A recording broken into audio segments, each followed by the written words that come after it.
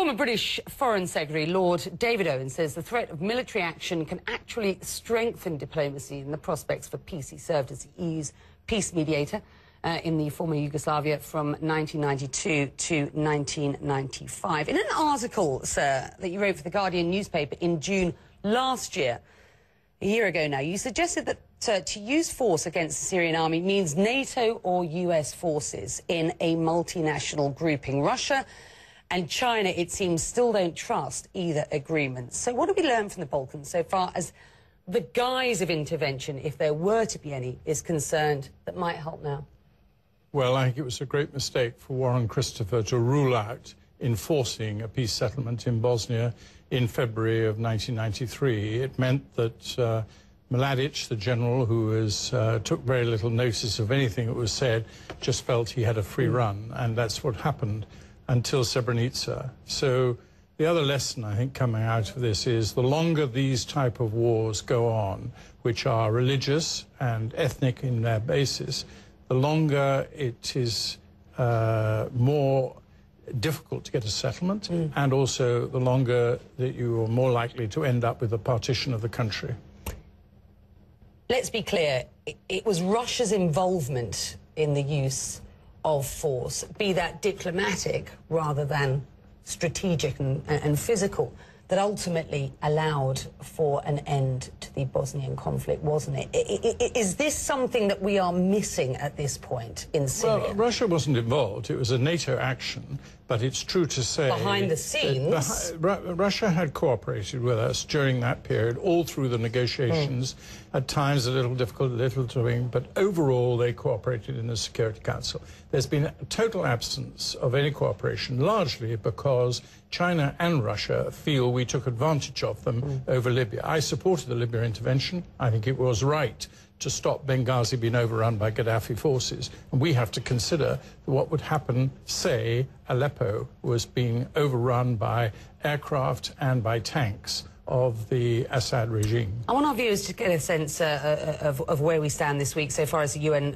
envoy to Syria is concerned. That, of course, these days is Lakhdar Brahimi. And this is what he said on Tuesday with reference to what has been an ongoing discussion about an international peace conference. Just have a listen to this.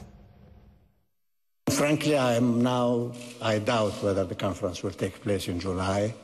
The opposition are, they are meeting, I think their next meeting is on the 4th and 5th of July. So I don't think they will be ready. I think he said also what is happening in the region is extremely, extremely serious.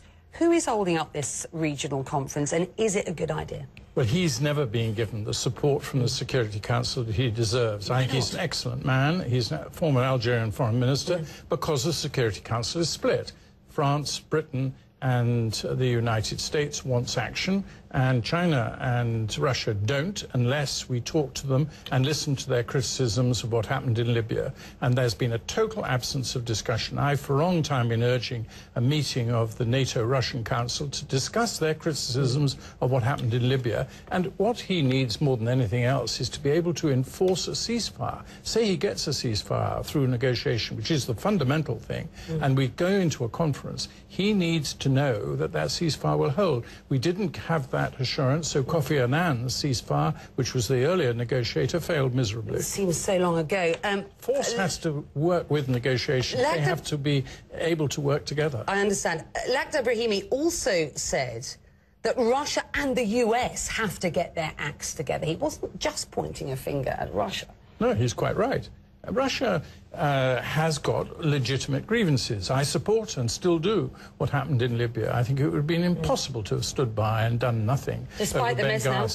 There's a bit of a mess. It's not perfect by any means, but I think the alternative was to see Benghazi overrun, and that we had to intervene. And overall, it's broadly a success, not a total success. Now, we are seen as forcing regime change. Russia and China won't support that. What they will support, I think, is enforcement of a ceasefire negotiation if somebody flagrantly breaks it. Now, that means you've got to have some understanding with Russia as to what is the evidence for enforcement. And basically it means NATO and Russia has to cooperate more.